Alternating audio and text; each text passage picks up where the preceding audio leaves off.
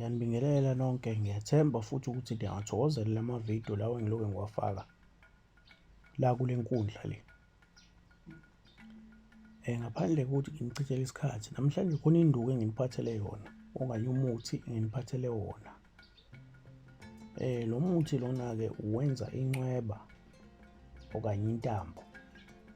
Le ntambo lena-ke ikusiza ekuthenini uma ngabe unezitha kakhulu, iyakusiza ukuthi iy'nqobe izitha zakho, noma izama ukujijela kuwena aziphumeleli, noma ngabe uyafunwa, kunabantu abakufunayo.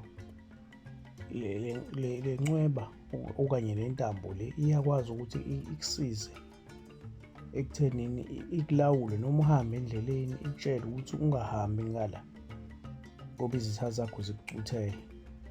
Noma kuthiwa ulele, iyakwazi ukukuvusa uma kuwuthi kunabantu abasondele eduze kwakho abayizitha, noma mhlampe kuwukuthi uzohlaselwa, iyakwazi ukuthi ikuvuse le ntambo okanye le ncweba, ikutshele ukuthi hhayi kukhona abantu abezayo noma kunabantu abasondelayo. Ikhuluma-ke nawe wedwa futhi wena kuphela okwazi ukuyizwa. Into enhle kakhulu-ke kuyona, ngisho kuthiwa-ke khona umuntu ozamayo, okuthakathayo, iyavika kakhulu. Akusiqale-ke manje, uzothola izwangomoya la, ikhubalo, izwangomoya ikhubalo. Ngiyazi kuhlukene kabili, khona izwangomoya isilwane. Ngifuna ikhubalo-ke manje, izwangomoya ikhubalo. Bese kusehlula amanye, kube umzunywa, kube undiyazi. Undiyazi-ke uzowufaka kancane wona. Ngifuna kube khona insimbi abathakathi. Khona umuthi abathi udukamkhondo, cela ungifakele nawe udukamkhondo. Ungilandela umkhondweni, ungitholele isidikili, uthole ukhathi besonga, uthole ngwavuma. Ovuma ngicela ungifakele bona bonke. Kube umpunyo, kube usigidi. Isigidi awungifakele ikhubalo likasigidi. Bese ungitholela futhi nosigidi. Usigidi lo wamanzi-ke, ngombili ngiyawudinga lo sigidi lo. Usigidi oyikhubalo nosigidi wamanzi. Bese ungitholela nomabopha. Ngicela ungitholele nomkhovu, ukhakhayi. Ukhakhayi lomkhovu. Kubuye kubantu labadayisa imizi, bazokudayisela, hhayi ukuthi bazokunikeza ukhakhayi lonke lo mkhovu, cha. Bazokuhlepulela, bazokunika into encane ehlepuliwe ekhakhayini lomkhovu. Usungitholela ikhanda lezwangomoya. Nakhona futhi bazofika bakuhlephulele uphisi, bakudayisela ngalowo mali abakudayisela ngayo. Angazi ukuthi ngey'ndawo babiza malini. Nyengeleza, ungitholele futhi lakhona ukhakhayi. Intulo, yazi-ke intulo le gijima kakhulu. Nakhona ngifuna ukhakhayi. Ukhozi lolu ludla amatshwele amachwane. Ngidinga ikhanda lakhona. Into ozobe usuyenza-ke manje, uzobe usuqotha wonke la makhubalo lawa engiwabalile.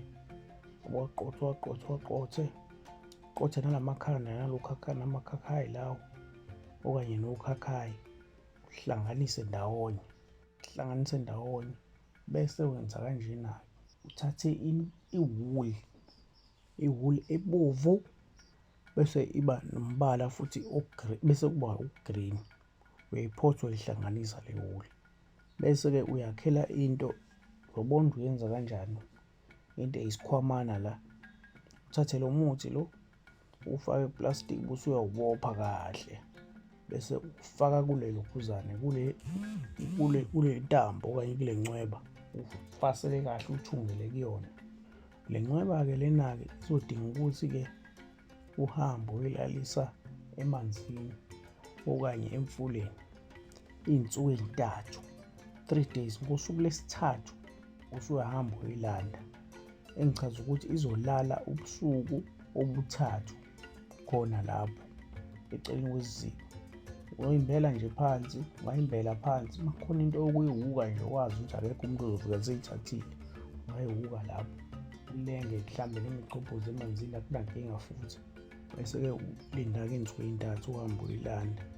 Usungayithatha-ke intambo yakho-ke, ukhulume naye, usho ukuthi hhayi madoda-ke ngizongivikela kanje ezitheni zami, abangigadlayo nakhona futhi ngibuyisele emuva kubona. Bese likhuluma nami uma kukhona abantu abangicuthele noma izitha ey'funa ukungibulala nikhulume nami ningitshele. Izobe siyasebenza-ke le ncweba yakho kanye nentambo yakho ngamandla amakhulu. Ngiyabonga kakhulu-ke nje ukuthi-ke niqhubeke nokulalela amavidiyo. uNkulunkulu aniphe konke enikufunayo. Amen.